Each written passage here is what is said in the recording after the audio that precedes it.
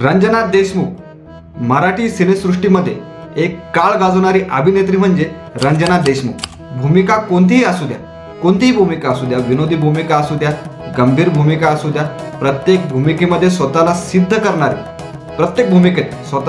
करणारी अभिनेत्री म्हणजे रंजनाताई देशमुख।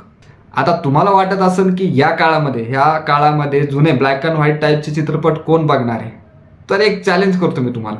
तुम्ही फक्त ताईंचा गंभीर भूमिकेमधला अरे संसार संसार हा चित्रपट आणि विनोदी भूमिकेमधला बिनकामाचा नवरा हे दोन चित्रपट एकदा बघाच।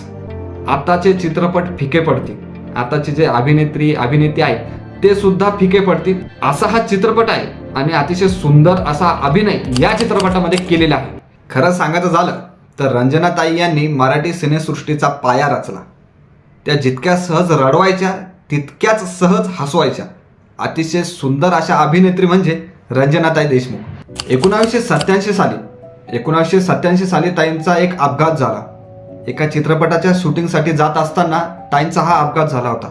हा अपघात एवढा मोठा होता की ताईंना स्वतःचे दोन्ही पाय गमावे लागले होते। अतिशय भयानक असा हा अपघात होता। या अपघातानंतर ताई स्वतःला सावरू शकल्या नाही, म्हणजे शेवटपर्यंत ताई स्वतःला सावरू शकलेल्या नाही।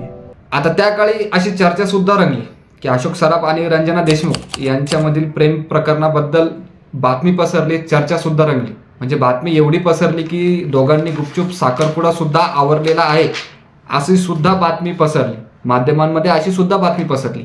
आता काही जणांना असं वाटतं की रंजनाताईंचा जो अपघात झाला त्यानंतर त्यांच्यातलं नातं संपलं। आता अशोक सराफ यांनी कधीही जाहीरपणे याविषयी बोललेलं नाहीये, कोणतीही चर्चा केलेली नाहीये। परंतु असं म्हणतात की रंजनाताईंनी जे शेवटचं नाटक केलं, आपल्या आयुष्यातील जे शेवटचं नाटक त्यांनी केलं, त्या नाटकाद्वारे त्यांनी आपल्या मनातल्या भावना व्यक्त केल्या असं म्हणतात।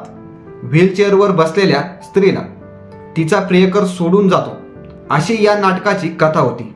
त्या नाटकात स्वतः रंजनाताईंनी शेवटची भूमिका केली होती। आता हे किती खरं आहे किती खोटं आहे हे तर माहीतच नाही। 3 मार्च 2000 रोजी रंजनाताई यांचं निधन झालं। आता काहीच वर्षापूर्वी अर्थात 2022 मध्ये जर आपण दिनांक बघायचं झालं तर 23 जुलै 2022 मध्ये एक टीजर आला होता। रंजनाताई देशमुख यांच्या जीवनावर आधारित चित्रपट येणार अशी घोषणा या टीजरमध्ये केलेली होती।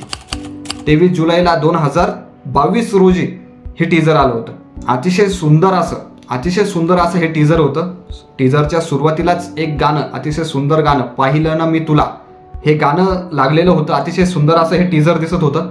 आता यामध्ये जर आपण पाहिलं तर डेट अनाऊन्स सुद्धा केली होती।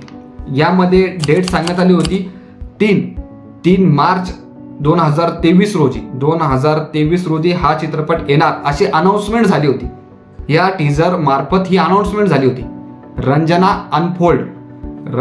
अनफोल्ड या चित्रपटाचं नाव आहे। परंतु रंजना अनफोल्ड हा चित्रपट अजून सुद्धा प्रदर्शित झालेला नाहीये।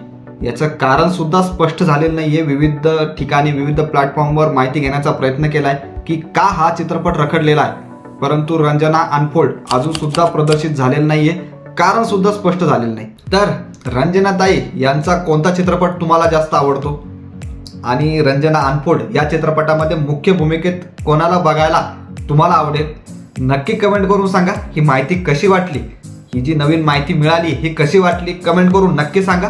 बाकी व्हिडिओ आवडला असेल, माहिती आवडली असेल तर लाईक करा, शेअर करा, सबस्क्राईब करा। धन्यवाद।